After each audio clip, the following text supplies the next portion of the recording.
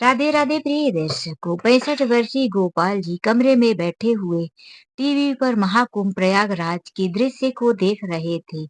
कई तरह के फूल मालाओं की दुकानें, साधु संत, गंगा मैया की सुंदर लहरें, भीड़, कितना पवित्र दर्शन था।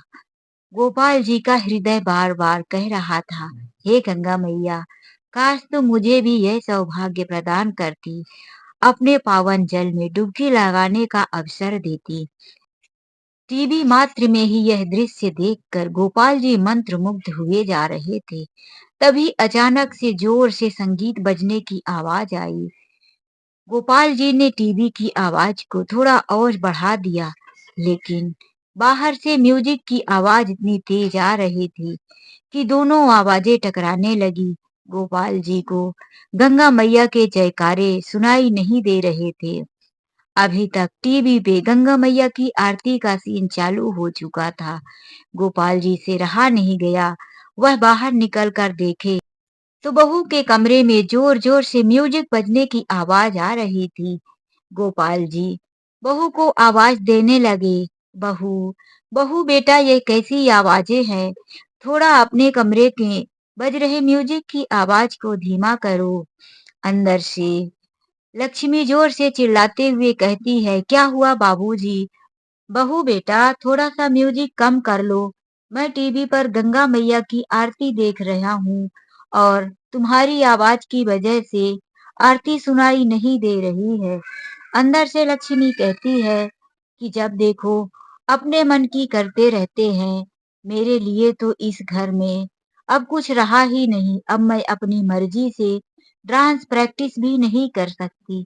लक्ष्मी डांस क्लास जाती थी और घर पर जब वह काम से फ्री होती थी तो क्लास में करवाए हुए डांस को वही म्यूजिक लगाकर अपने डांस की प्रैक्टिस करती थी। वह यह भूल जाती थी कि घर में उसके बूढ़े ससुर सो रहे हैं या कि आराम कर रहे हैं, या उन्हें हमारे तेज म्यूजिक से कुछ परेशानी भी हो सकती है। बस वह तो अपने शौक पूरे करने में लगी थी। गोपाल जी अपने कमरे में आ गए। बहू ने अपने म्यूजिक को कम नहीं किया। गोपाल जी ने सोचा, आरती सुनाई नहीं देती तो क्या हुआ, कम से कम आरती दिखाई तो दे रही है। यही सोचकर गोपाल जी दोनों हाथों से तालियां बजाते हुए गंगा मैया की आरती में मंत्रमुग्ध रहे। तभी उनका 8 साल का पोता रिंकू दादाजी, दादाजी आवाज देते हुए कमरे में आ जाता है। आते ही अपने दादाजी के कमर से लिपट जाता है। दादाजी कहते हैं, आजा बैठ बेटा, साथ में गंगा मैया की आरती देखते हैं। देखो कितना अच्छा दृश्य दिखाई दे रहा। रिंकू कहता है, दादाजी मुझे दूध में बोनवीटा चाहिए। मैं मम्मा को बोलने गया था तो मम्मा ने कहा, अभी मैं डांस की प्रैक्टिस कर रही हूँ, जाओ यहाँ से भागो, बाद में देती हूँ। दादाजी मुझे अभी पीना है। चलो आप किचन में मेरे लिए थोड़ा सा दूध गरम कर दो, उसमें 1 चम्मच बोर्नवीटा डालकर मुझे दे दो। दादाजी ने अपने पोते के लिए किचन में दूध गरम करने आ गए। उन्होंने वो दूध गरम करके गिलास किचन में रखा ही था कि जल्दी जल्दी में रिंकू ने गरम दूध की गिलास को उठाने लगा और दूध गरम होने की वजह से गिलास भी तप रहा था। रिंकू के हाथ से दूध से भरा हुआ गिलास नीचे गिर जाता है और थोड़े से गरम दूध के छींटे दादाजी के पैरों पर भी चले जाते हैं। लेकिन रिंकू के पैर के अंगूठे और पंजों में थोड़ा ज्यादा ही दूध का छींटा पड़ जाता है। रिंकू जोर से चिल्लाने लगता है, मम्मी, जल गया मम्मी। रिंकू के चीखने की आवाज जब लक्ष्मी के कानों तक जाती है तो वह बाहर आकर किचन में फैला हुआ दूध और रिंकू को रोता हुआ देखकर चिल्लाने लगती है, बाबूजी, मैंने कितनी बार मना किया कि आप थोड़ी देर रुक जाया करो, आपको कितनी भूख लगती है, जब देखो आप खाते ही रहते हो। आपको क्या पड़ी थी कि आप इस बच्चे से अपने लिए दूध गर्म करवा कर लो। देखो, आपने जला दिया ना मेरे बच्चे को। वह रिंकू को पकड़कर हॉल में लाकर बैठाती है और उसके पैरों को पोंछते हुए उसमें क्रीम लगाने लगती है। रिंकू कहता है, मम्मा सुनो, लेकिन लक्ष्मी उसकी बात नहीं सुनती। उसे डांटते हुए कहती है कि मैंने कितनी बार मना किया, दादाजी करके पूरा दिन दादाजी के पीछे मत लग रहा करो, लेकिन तुम हो कि मेरी बात सुनते नहीं। और ये बाबूजी को ना जाने क्या हुआ है, जब देखो काम बोलते रहते हैं, कभी मुझे कभी तुमको। आज तुमसे वह दूध मांग रहे थे ना, इसीलिए तुम्हारे पैर में दूध गिर गया और तुम जल गए। लक्ष्मी जोर जोर से चिल्ला ही रही थी कि तभी विजय भी घर पर आ गया। उसने देखा कि उसकी पत्नी चिल्ला रही है, बेटा रो रहा है और बाबूजी चुपचाप खड़े थे। विजय बोला, क्या हुआ लक्ष्मी, क्यों चिल्लाए जा रही हो? और रिंकू को क्या हुआ? यह रिंकू क्यों रो रहा है? लक्ष्मी ने कहा, यह सब तुम्हारे बाबूजी की करनी है। कितनी बार मैं तुमसे कह चुकी हूँ कि बाबूजी को वृद्धा आश्रम ले जाकर छोड़ दो, लेकिन तुम मेरी बात कहाँ सुनते हो। आज रिंकू के पैर जला दिया है, कल ना जाने क्या क्या हरकतें करेंगे। वृद्धा आश्रम की बात सुनकर विजय को भी थोड़ा गुस्सा आया। दोनों बहुएं सिकोड़ते हुए कहता है कि जब देखो तब तुम मेरे बाबूजी को वृद्धा आश्रम छोड़ने की ही बात करती हो। आखिर ऐसा क्या कर दिया बाबूजी ने? लक्ष्मी ने कहा, आओ पास से देखो, कितना जला दिया है नन्हे से बच्चे को। अब रिंकू उठकर खड़ा हो गया और बोला, नहीं पापा, दादाजी ने मुझे नहीं जलाया है, बल्कि मेरी वजह से दादाजी खुद जल गए हैं। मैंने मम्मी से दूध और बोनविटा मांगा था, लेकिन मम्मा ने मुझे यह कहकर भगा दिया कि मैं अभी डांस की प्रैक्टिस कर रही हूँ, तुम जाओ, बाद में देती हूँ। तो मैं दादाजी के पास गया। दादाजी की इसमें कोई गलती नहीं। दादाजी तो गरम करके दूध किचन में रखे थे, वह बोनवीटा ढूंढ रहे थे, लेकिन मैं ही दूध को उठा लिया। गिलास भी गर्म हो चुका था और वह मेरे हाथ से गिर गया। मेरी वजह से बेचारे दादाजी भी जल गए। अब यह सब बातें जब समझ में आ गई थी, तो लक्ष्मी अपना नाक मुंह सिकोड़ ली और विजय को बहुत गुस्सा आया। उसने बोला, देखो, यह तुम्हारी लापरवाही का नतीजा है। जब बच्चा खेलकर आया, उसे भूख लगी है, तुमसे बोनविटा मांग रहा, तुम डांस की प्रैक्टिस कर रही। अरे बच्चे को पहले दे देना चाहिए था ना, फिर तुम डांस की प्रैक्टिस करती। किसने रोका है तुझे? अब अपनी गलती बाबूजी के ऊपर मर रही हो। अब लक्ष्मी अपनी नजरें चुराते हुए अपने बेटे रिंकू को ही डांटने लगती है। मैंने तुझे बोला था ना कि 5 मिनट रुक जा, मैं आकर देती हूँ। तुझे बाबूजी से बोलने की क्या जरूरत थी? क्यों उनको कमरे से बुलाकर लाया? यह बच्चा भी ना दिन प्रतिदिन बड़ा बदमाश होता जा रहा है। अब तो वह अपनी गुस्सा रिंकू पर उतारने लगी थी।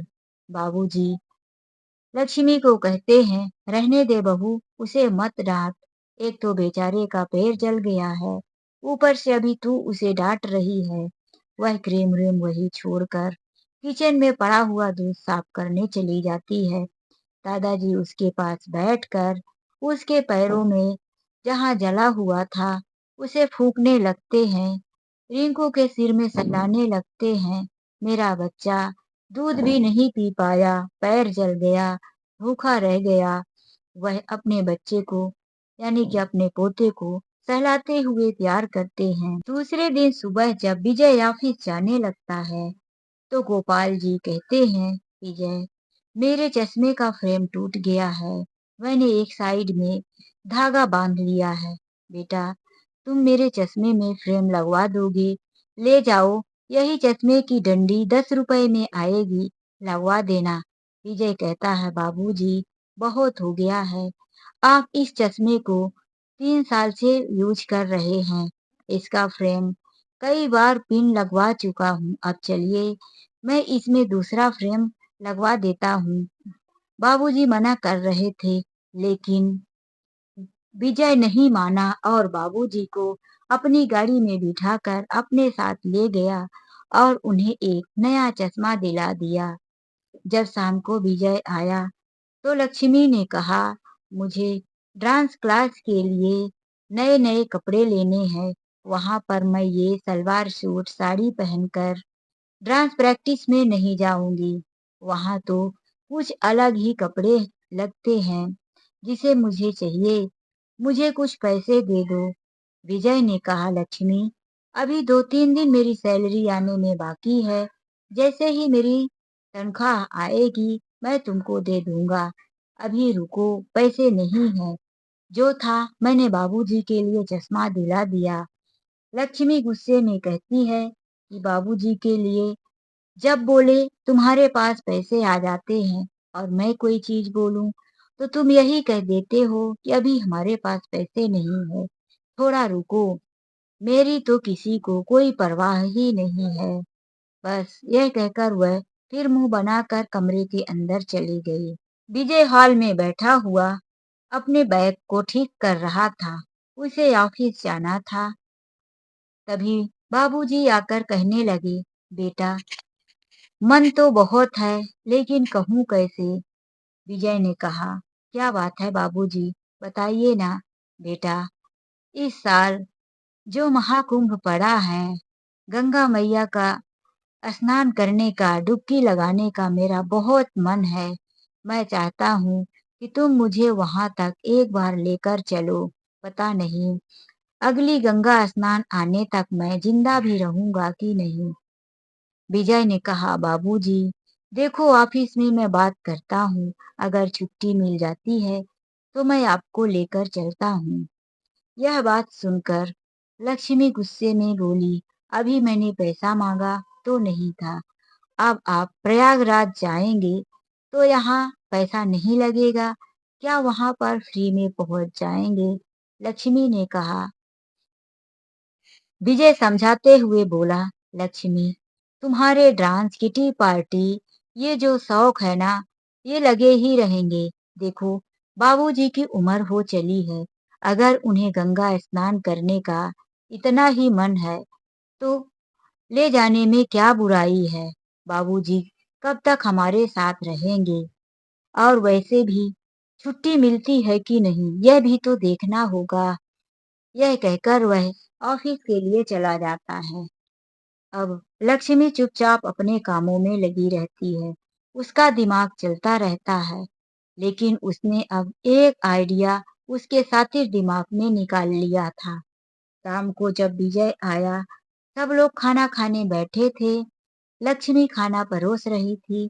वह रोटियां लेकर आई और विजय के थाली में डालते हुए कहती है, सुनते हो, मैंने भी अब सोच लिया है कि बाबूजी को हम गंगा स्नान जरूर करवाएंगे। अरे मैंने देखा मोबाइल में, टीवी में, सब जगह वायरल हो रहा है कि कई सालों के बाद यह इतना बड़ा महाकुंभ पड़ा हुआ है। इस गंगा स्नान करने से बहुत पुण्य मिलता है। तो मैंने सोच लिया कि मैं भी गंगा स्नान करने जाऊंगी और बाबूजी को भी साथ में लेकर हम सब चलेंगे। क्यों, मैं सही कहती हूँ ना? विजय अपनी पत्नी की तरफ देखता है। अभी तक जो अपने बाबूजी के खिलाफ इतना बोलती थी, उनके खर्चे करने की बात कहती थी, अब वह इतना जल्दी कैसे बदल गई? लक्ष्मी कहती है, क्या देख रहे हो? अरे मैंने कोई गलत कह दिया क्या? काफी टाइम से हम भी कहीं घूमने नहीं गए। और फिर महाकुंभ में स्नान तो बड़े पुण्य की बात है। बाबूजी के आड़े, मतलब बाबूजी के कहने पर हमें भी इस पुण्य को प्राप्त करने का सौभाग्य मिल जाएगा। विजय ने कहा, चलो ठीक है, अब सब तैयार ही हैं तो हम लोग अवश्य चलेंगे। विजय अपने ऑफिस में गया और वहां से उसने अपने लिए कुछ पैसे लिए और अपने बॉस से 4-5 दिन की छुट्टियां भी ले ली। विजय अपने परिवार को लेकर गंगा स्नान के लिए निकल पड़ा। रास्ते भर में बाबूजी गंगा जी के कभी भजन गाते, कभी दोनों हाथों से तालियां बजा बजा कर गंगा मैया की आरती गाते और अपने पोते को भी तालियां बजाने की जय गंगा मैया, हर हर गंगे मैया की जयकारा लगाने को बोलते। कीर्तन भजन और गंगा मैया की जयकारा लगाते लगाते गंगा जी महाकुंभ आ गया। अब वह लोग जब महाकुंभ में प्रयागराज की नगरी पर उतरे तो बाबूजी का चेहरा खुशियों से खिल उठा।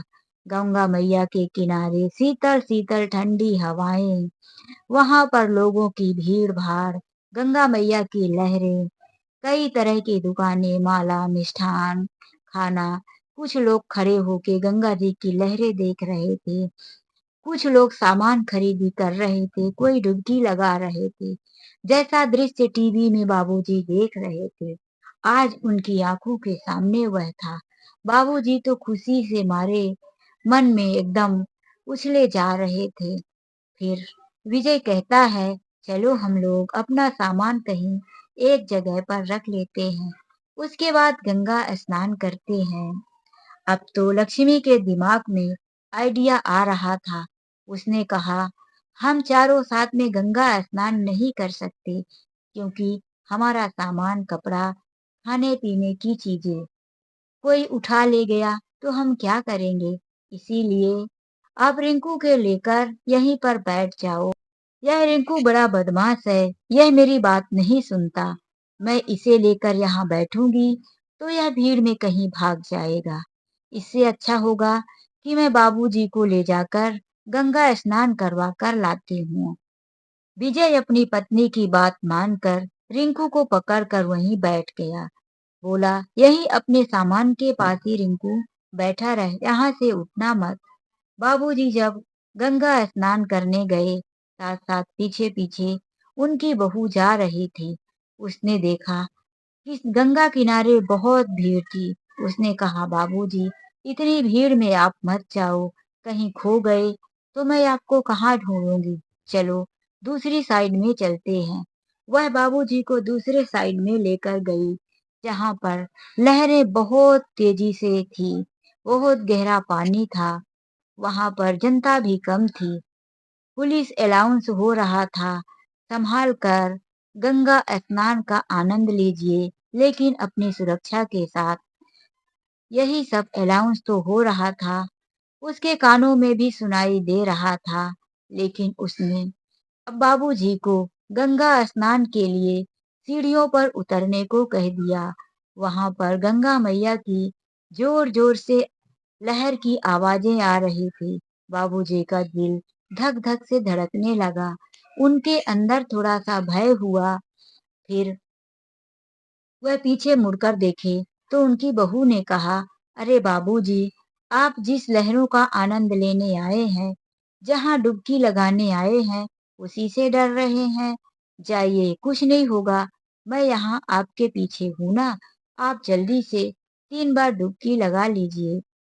बाबूजी उसकी बात मानकर धीरे धीरे सीढ़ियां उतरने लगे। सीढ़ियों में जैसे ही वह उतरे, थोड़ी सी चिकनी हो गई थी क्योंकि वहां पर लोगों का कम आना जाना था। उस जगह पर बहुत ही कम लोग थे, इसीलिए वहां फिसलन ज्यादा हो गई थी। उनका पैर फिसलता गया। जब वह पीछे हाथ फैलाए कि कोई तो पकड़े, तब देखा कि पीछे बहू नहीं थी। वह फिसलते हुए नीचे गहरे पानी में चले गए।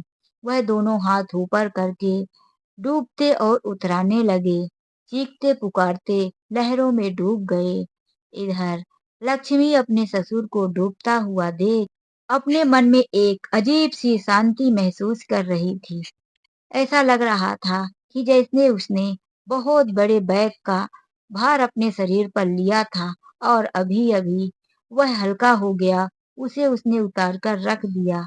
उसने एक सुकून भरी सांस ली और भागते हुए अपने जगह पर पहुंच गई, जहां उसका पति विजय और उसका बेटा था। वह जाकर हाँफती हुई वहां खड़ी हुई तो विजय पूछा, क्या हुआ, इतना जल्दी तुम कैसे आ गई और बाबूजी कहाँ हैं? तुम इतना घबराई हुई क्यों हो? वह कहती है, अरे बाबूजी आगे आगे जा रहे थे, भीड़ में ना जाने बाबूजी कहाँ खो गए। मैंने बाबूजी को बहुत ढूंढा, लेकिन वह मुझे दिखे ही नहीं। विजय कहता है, अरे तुम बाबूजी को लेकर गई थी, तुम्हें ध्यान रखना चाहिए था ना। वह उठ खड़ा हुआ और चिंता जताने लगा, अब कहाँ जाएंगे बाबूजी, कैसे मिलेंगे, बहुत भीड़ है, कहाँ-कहाँ देश-विदेश से लोग आए हुए हैं। इतनी भीड़ में मैं बाबूजी को कैसे ढूंढूं? क्या हो गया? हे गंगा मैया, मेरे बाबूजी की रक्षा करना। वह बहुत घबराया था। तभी लक्ष्मी इधर देखती है कि उसका रिंकू नहीं है। वह कहती है, रिंकू कहाँ है? विजय भी आगे पीछे देखा और बोला, अभी तो यहीं बैठा था, फिर कहाँ चला गया? यहीं पर तो अपनी कार लेकर खेल रहा था। उसके पास एक छोटी सी खिलौने की कार थी। यहीं डेरे में कभी बैग में चलाता तो कभी नीचे चटाई पर, लेकिन अभी वो दिखाई नहीं दे रहा। अब लक्ष्मी के चेहरे पर असली चिंता आ गई। उसने इधर-उधर देखा तो उसका बेटा दिखाई नहीं दिया। वह अब रोने लगी थी। मेरा बेटा कहाँ चला गया? इतनी भीड़ है, इतने देश-विदेश से लोग आए हैं, उसे कहाँ ढूँढूं? वो कहती है, अरे बाबूजी को छोड़ो, बाबूजी तो बड़े हैं, वह कई बार इस संगम में आए हैं, उन्हें सभी जगह के रास्ते पता है, वह आ जाएंगे, जल्दी करो, 8 साल का बच्चा कहाँ चला गया? हे भगवान, हे गंगा मैया, मेरा बेटा कहाँ चला गया? वह अब दिल से बहुत परेशान हो चुकी थी। तभी उसे एक फकीर की गाने की आवाज सुनाई दी, जो स्पीकर से एक बड़ा सा थैला लिए हुए गाता जा रहा था, जो बोएगा वही पाएगा। उसकी आवाज उसके कानों से गुजरकर दिल तक जा रही थी। उसका कलेजा धक से धड़क गया। उसे लगा कि यह बाबा मुझे देखकर ही कह रहा है, जैसे कि इस बाबा को मेरी करनी का पता चल गया हो। उसने अपने आप से नजरें चुराते हुए इधर-उधर अपने बेटे को ढूंढने लगी। बड़ी कोशिशों के बाद भी जब उसका बेटा रिंकू नहीं मिला, तो उसने कहा, चलो यहीं सामने पुलिस का जो अलाउंस हो रहा है, वहाँ पर हम अपने बेटे के लिए अलाउंस करवाते हैं। वह पुलिस स्टाफ के ऑफिस में पहुँच गया। वहाँ पर उसने बताया, साहब मेरा बच्चा खो गया है, 8 साल का है, रेड कलर की टी-शर्ट पहना है, ब्लू कलर की जीन्स। यह उसका हुलिया लिखवाया गया। वहाँ पर उसने देखा कि कई लोग थे जो अपनी माता-पिता, भाई-बहन की गुमशुदगी की बातें लिखवा रहे थे। विजय के बेटे के भी गुमशुदगी की रिपोर्ट लिख ली गई और अलाउंस में कहा गया, 8 साल का बच्चा, रंग गोरा, रेड कलर की टी-शर्ट पहना है, ब्लू जीन्स पैंट, हाथ में एक छोटी सी खिलौने की गाड़ी लिया था। यदि वह किसी को भी मिले तो उसे अपने नजदीकी पुलिस वालों को सूचना दी जाए। यह अलाउंस बार-बार किया जा रहा था। घंटों तक वहां विजय और उसकी पत्नी लक्ष्मी खड़े रोते रहे। उनका कलेजा धक-धक सा धड़क रहा था। लेकिन जब नहीं मिला तो वह दोनों खुद ही अपने बेटे को इधर-उधर ढूंढने निकल पड़े, थक हार कर। जब वह अपने डेरा के पास आए तो देखे कि उनके बाबूजी अपने सामान के पास बैठे हुए थे। लक्ष्मी उन्हें देखकर धक से रह गई। अरे बाबूजी यहाँ। विजय अपने पिता को देखता हुआ थोड़ा सा खुश हो गया। बाबूजी आप तो आ गए। वह आगे बढ़ा और बाबूजी को अपने गले से लगा लिया और उसकी आंखों में आंसू तैर गए। बाबूजी बोले, मेरी चिंता मत कर बेटा, मैं इतना छोटा बच्चा नहीं हूँ जो खो जाऊंगा। लेकिन बाबूजी आप कैसे खो गए थे? बाबूजी बहू की तरफ देखते हुए बोले, बेटा मैं आगे आगे जा रहा था तो कुछ लोगों की भीड़ की वजह से मैं साइड हो गया और फिर मैं पीछे देखा तो बहू को नहीं देख पाया, इसीलिए मैं खो गया। मैंने एक पुलिस कर्मचारी को अपने डेरे का पता बताया और वह मुझे यहाँ तक छोड़ गया। हुआ ये था कि जब बाबूजी डूब रहे थे, उसी टाइम पर तेजी से एक छोटी सी नाव आती हुई बाबूजी के हाथ को पकड़ा और उन्हें अपने नाव में बिठा लिया। बाबूजी को इस तरह से किनारे पर लेकर आ गए। थोड़ा टाइम तक उन्हें होश नहीं था, लेकिन जब वह होश में आए तो देखे कि उनके आसपास बहुत से लोग घेर कर खड़े हुए थे। उन्हें अच्छे से जब होश आया तो उन्होंने बताया कि मैं अपने परिवार के साथ यहाँ आया हूँ। उन्होंने पता बताया और फिर एक पुलिस कर्मचारी उन्हें वहां तक छोड़कर चले गए। यह बात सुनकर अभी भी लक्ष्मी के चेहरे पर भय और डर था कि कहीं सच्चाई का पता ना चल जाए। अभी उसका बेटा मिला ही नहीं था कि दूसरी मुसीबत उसके ऊपर आन पड़ी। तभी बाबूजी इधर-उधर देखे। अचानक से उन्हें रिंकू की याद आई। उन्होंने पूछा, तुम दोनों यहाँ हो? रिंकू को किसके पास छोड़ दिया? विजय रोने लगा, बाबूजी, रिंकू खो गया है। कब से हम दोनों रिंकू को ही ढूंढ रहे। अभी-अभी उसकी गुमशुदा की रिपोर्ट लिखवा कर आ रहे हैं। बाबूजी यह खबर सुनकर बहुत परेशान हुए। दोनों पति पत्नी भी रोते हुए वहीं पर बैठे रहे। क्या करें, कहाँ जाएं? मेरा बेटा खो गया। लक्ष्मी रो रो कर उसका बुरा हाल था। वह गंगा मैया से प्रार्थना कर रही थी, हे गंगा मैया, मेरा बेटा कहाँ है? उसे ढूंढ कर लाओ माता। वह बार बार गंगा मैया से प्रार्थना करे जा रही थी। अभी 1 घंटा बीता था कि अचानक से विजय का फोन बज उठा। उसने जल्दी से फोन उठाया तो किसी ने बोला, क्या आप रिंकू के पिता बोल रहे हैं? हाँ हाँ, मैं रिंकू का पिता ही बोल रहा हूँ। जल्दी से विजय के मुंह से निकल पड़ा, बताइए, क्या रिंकू आपको मिल गया है? कहाँ है मेरा बेटा? मेरे पास है, आपका रिंकू यहाँ है। उस आदमी ने अपना पता बताया तो जल्दी से तीनों, बाबूजी, विजय और लक्ष्मी भागे भागे उस पता पर पहुंच गए। जब वह लोग गए तो देखे रिंकू वहां बैठा अपने पापा को याद करके रो रहा था। मम्मा, पापा, मम्मा, पापा, बस उसके मुंह से यही शब्द निकल रहे थे। उसे देखते ही लक्ष्मी दौड़कर अपने गले से लगा ली और कहने लगी, मेरा बच्चा, मेरा बाबू, मेरा बेटा, कहाँ खो गया था तू? मैं तुझे बोली थी ना कि पापा का हाथ मत छोड़ना, अपने जगह से मत जाना। अब विजय भी वहां पहुंच गया और बैठकर उसे अपने गले से लगा लिया। दादाजी भी उसे प्यार करने लगे। तीनों लोग अपने बच्चे को अपनी जगह तक ले आए, बैठाकर उसे देखने लगे, बेटा सही तो है, कहीं तुझे कोई चोट तो नहीं लगी? नहीं नहीं, मुझे चोट नहीं लगी। मैं तो बस वही किनारे में रोता हुआ खड़ा था तो वह अंकल आए और मुझसे पूछने लगे कि क्यों रो रहा है। मैंने बताया कि मैं अपने पापा मम्मी से खो गया हूँ। उन अंकल ने पूछा, तुम्हें अपने पापा मम्मी किसी का नंबर याद हो या किसी का भी तो बताओ, मैं उन्हें फोन करके बुला देता हूँ। पापा, मैंने आपका नंबर बताया तभी उन अंकल ने आपको फोन किया था। यह सुनकर विजय अपनी पत्नी की तरफ देखा और खुश हुआ। अच्छा हुआ लक्ष्मी, तुमने बच्चे को नंबर याद दिला दिया था, नहीं आज हम अपने बच्चे को कहाँ ढूंढते। नहीं पापा, मम्मा ने मुझे नंबर याद नहीं करवाया था। नंबर तो मुझे दादाजी ने याद करवाया था। दादाजी ने आपका नंबर, मम्मा का नंबर और अपने घर का पता, एरिया का पता, सब कुछ, जिला, सब कुछ दादाजी ने मुझे याद करवा दिया। पापा, मुझे मेरे घर का भी पता मालूम है।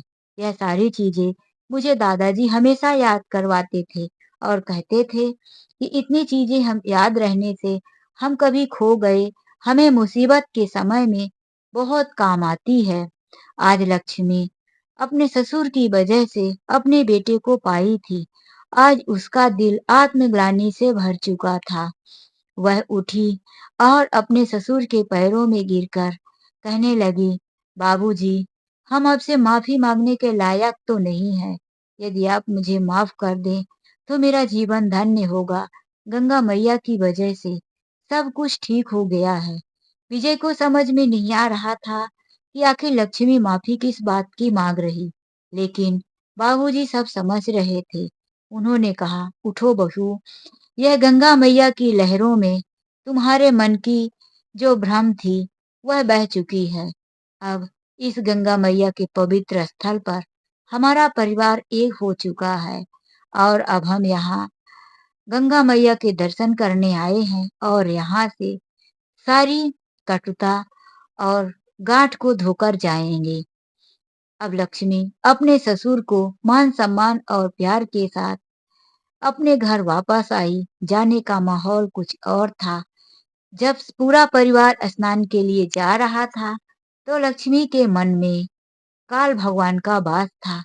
उसके मन में गलत गलत भावनाएं ससुर के बारे में आ रही थी।